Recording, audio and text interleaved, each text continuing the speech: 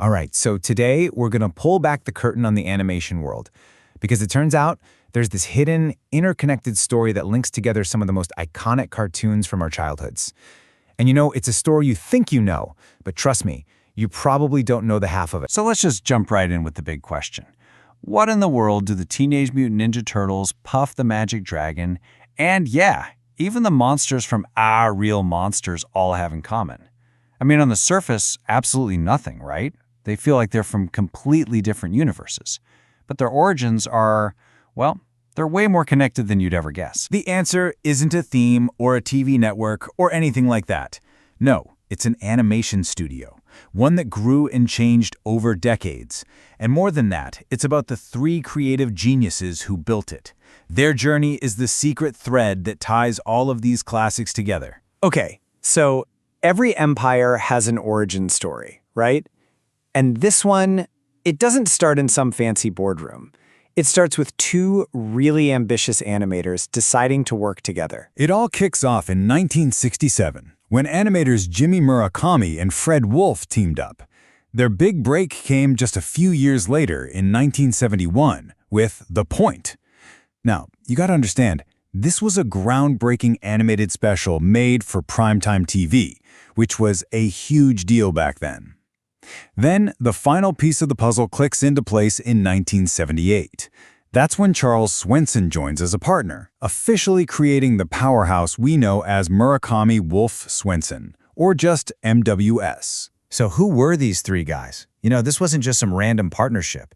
This was like an animation supergroup coming together. And I mean, just look at the raw talent here. You had Jimmy Murakami, a seasoned, Oscar-nominated artist from the legendary UPA studio. You had Fred Wolf, who was already an Academy Award winner for his own film. And then, to complete this trifecta, you have Charles Swenson, a super versatile director and animator. Each one of them was a giant in their own right. And they were real characters, too. There's this great story from an interview where Swenson talks about his first lunch with Jimmy Murakami. He was underage, right? So he nervously ordered a glass of milk. And apparently, Murakami teased him about it for years. It's a small thing, but it just perfectly captures the kind of personalities that were building this animation empire. So now the team's in place, and MWS just explodes. They enter this golden era, basically becoming a hit factory that would go on to define animation for a whole generation of kids. I mean, just look at this lineup. MWS was cranking out everything from The California Raisin Show to James Bond Jr., but the undisputed champion, the absolute titan of their catalog, was, of course, Teenage Mutant Ninja Turtles. When that show launched in 1987, it wasn't just a hit, it was a full-blown cultural phenomenon. It's the show that really put the studio on the world map. The insane success of the Turtles led to this really pivotal moment for the company in 1989. This was the year their ambition went totally global. The demand for more Ninja Turtles episodes was just astronomical. They literally couldn't make them fast enough.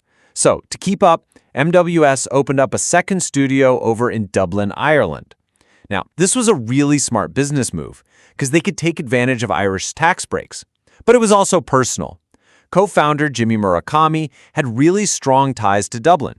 He'd moved there in the 70s and even met his wife Efna there. And this is so cool. You can literally see the connection in their branding. On the left, you've got that classic MWS logo from the main company, and then on the right, the logo for Murakami Wolf Dublin, or MWD. You see how it uses that same distinctive font? It was all one big transatlantic animation family. But creative partnerships, they don't always last forever. After years of incredible success, the MWS era was winding down, and that led to a major change for the company. By 1992, both Murakami and Swenson had left, so the studio rebranded. The iconic MWS partnership logo was retired, and in its place was a flashy new identity, Fred Wolf Films. A lot of us probably remember that logo. It had this slick CGI and that totally 90s triumphant synth music. It was a clear signal that one era was over and a new one was beginning. Now, this is where most stories about the studio would probably end. But for Charles Swenson, the S in MWS, this was really just the end of Act 1. What he did next? Well, that's the big twist that connects this entire story. Because while Fred Wolf was carrying on the Ninja Turtles' legacy, Charles Swenson took all of his incredible talent to another animation studio, One that was just about to completely change the game. Klasky Supo. So here it is. This is the big reveal. The S from MWS, the guy who helped bring the Teenage Mutant Ninja Turtles to the world, became a key creative force behind some of the most iconic Nicktoons of the 90s. He was a creative producer on Rugrats and was even the voice director for Ah Ah, Real Monsters. Mind-blowing, right? And he was right in the middle of it all. In an interview, Swenson talked about directing the voice cast for Ah Ah, Real Monsters. He described voice actor Charlie Adler as an explosion in the booth, called Christine Cavanaugh a method actress, and David Eccles a blank slate. He said it was just this wonderful combination, and he was the one in there helping to shape those classic, unforgettable performances. So what happened to these three animation pioneers in the end?